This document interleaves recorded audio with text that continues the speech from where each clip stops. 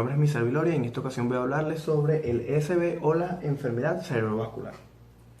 Antes de hablar sobre la patología voy a hablarles un poco sobre la anatomía cerebral. El cerebro se conoce como el órgano más importante del sistema nervioso central. El cerebro se encuentra asegurado o guardado en una bóveda que se denomina cráneo. El cráneo va a servir, aparte de una función protectora para el cerebro, también ayudará a la inserción de los músculos faciales. A su vez, por las meninges del cráneo recorre un líquido denominado líquido cefalorraquídeo, que va a ayudar a nutrir y a bañar al cerebro para que éste no golpee con las estructuras circundantes que vendrían siendo las mismas meninges. El cerebro a su vez se ve anatómicamente formado por lóbulos.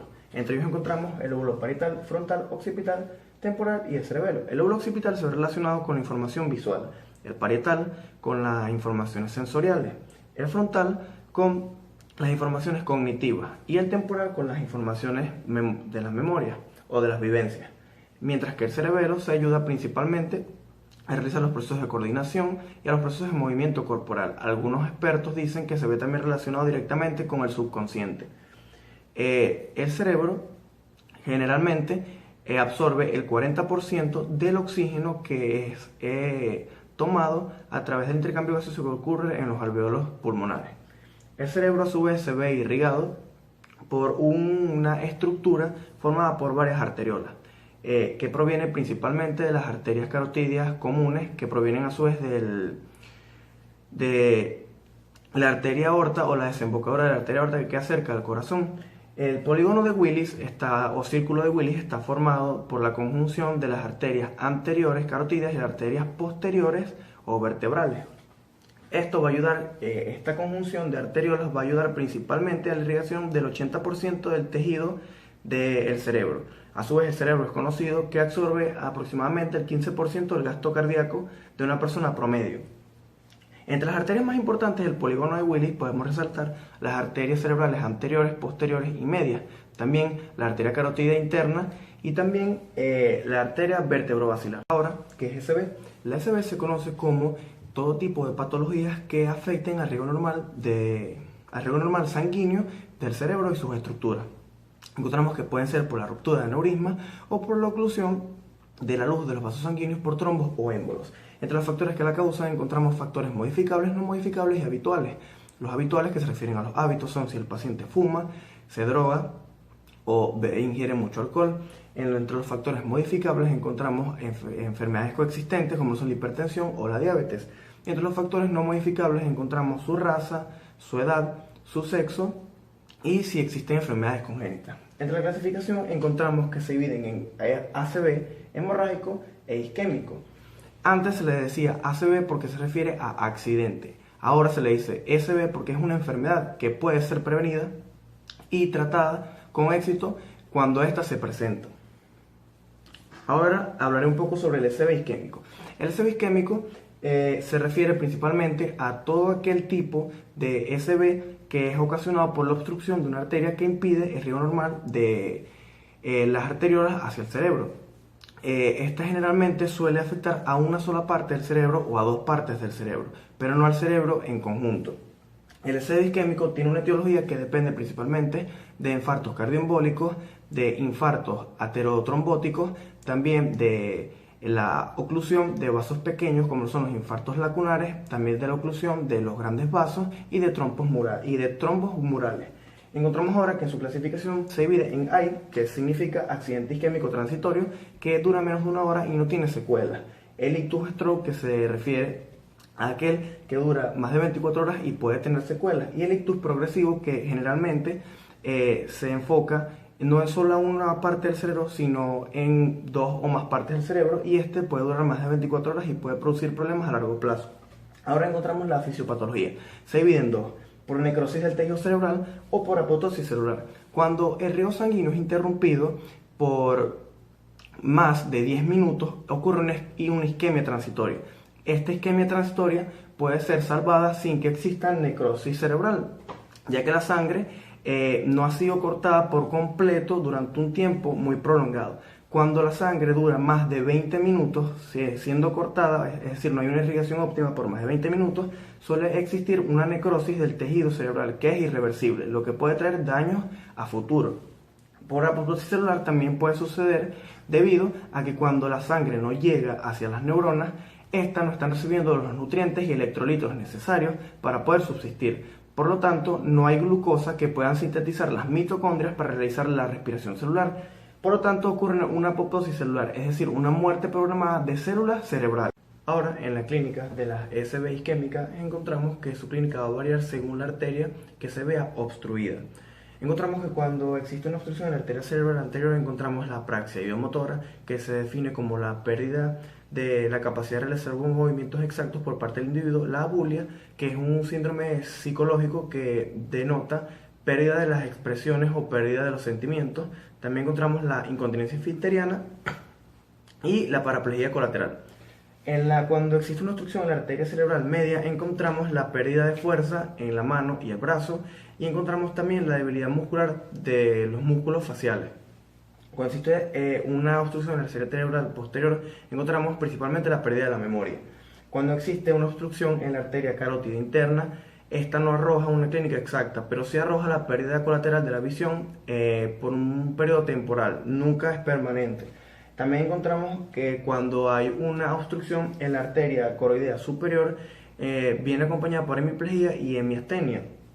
Y cuando hay una obstrucción en la arteria basilar, viene acompañada por náuseas, que es la sensación de vómito, el vómito, que es la expulsión involuntaria del material que hay en el estómago por la boca. Encontramos los vértigos, que se definen como mareos. Encontramos también la disfonía, que es la dificultad para hablar o emitir sonidos, y la disfagia, que es la dificultad para tragar correctamente. Hemorrágico. Encontramos que el ESB hemorrágico se define como una lesión en la cual ocurre la extravasación de los vasos sanguíneos hacia el parénquima cerebral o hacia el espacio subaracnoideo. En su etiología encontramos que puede deberse principalmente a la ruptura de un aneurisma, también a la ruptura de arterias debido a una hipertensión o a una crisis hipertensiva que no ha sido tratada con éxito o a tiempo, y también por traumatismos o golpes que recibe el paciente en el cráneo. Encontramos que se clasifica principalmente en intraparenquimatosa y subaracnoidea. La SB hemorrágica intraparenquimatosa se refiere a la extravasación del contenido que se encuentra en los vasos sanguíneos hacia el parénquima cerebral.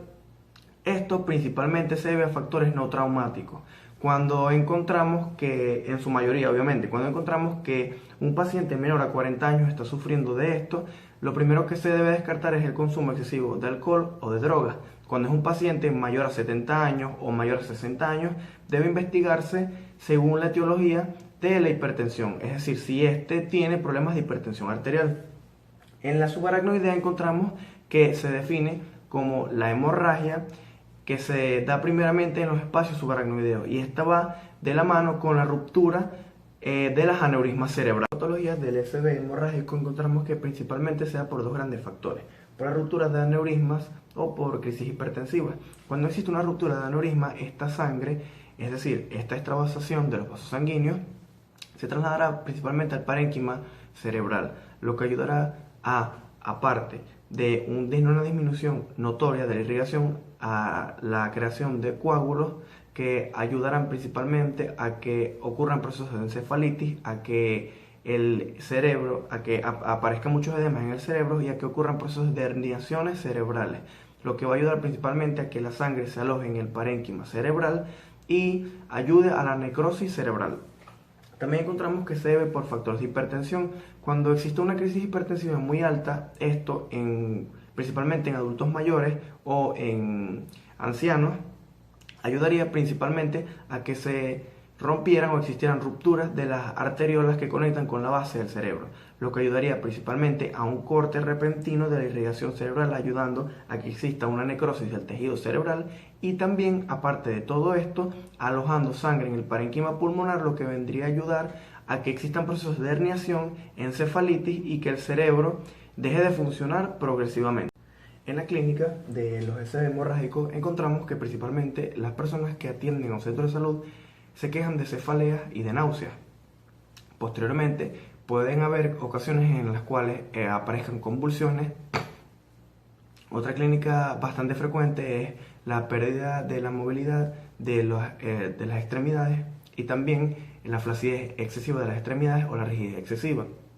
Encontramos también la disfonía, es decir, el paciente tartamudea o le cuesta emitir sonidos, también la pérdida de la memoria, periodos de amnesia cortos, también la somnolencia excesiva, la dilatación anormal de las pupilas y también la pérdida de orientación en los ojos. Encontramos también la disfagia y la sensación excesiva que tendrá el paciente por vomitar. Luego de esto hablaremos sobre el tratamiento y las complicaciones de las SB. Encontramos que en el tratamiento isquémico va principalmente relacionado con prevenir las complicaciones u otros episodios de SB isquémicas, también por trombólisis intravenosa, reducir la hipertensión arterial si ésta se encuentra alta, referir a rehabilitación si ha sido una isquemia que ha dejado secuelas o que se sospecha que puede dejar secuelas, revascularización endovascular y el tratamiento antitrombótico. Ahora, encontramos que en las SB hemorrágicas es una clínica, o mejor dicho, es un tratamiento completamente distinto. Cuando es una hemorragia subaracnoidea, se suministran naturalmente vasodilatadores. Ahora, cuando es una hemorragia intraparenquimatosa, se va a tratar, como dice aquí, por causas y por complicaciones. Si existe una crisis hipertensiva, se tratará la crisis hipertensiva. Si existe un uso indiscriminado de anticoagulantes, se tratará con vitamina K. Si existen convulsiones, que son raras pero pueden aparecer, se trata con Epamin. Si es una hemorragia por tumores que está descontrolada, se utilizan glucocorticoides. Ahora, entre las complicaciones más frecuentes de las SB que podemos encontrar, encontramos la parálisis o debilidad de un lado, también encontramos la disfagia, la disfonía, sufrir de otro SB, también la pérdida por completa es decir, la incontinencia esfinteriana, también encontramos la pérdida de la visión colateral o temporal y la pérdida de la memoria o la dificultad que tendrá la persona para concentrarse con facilidad.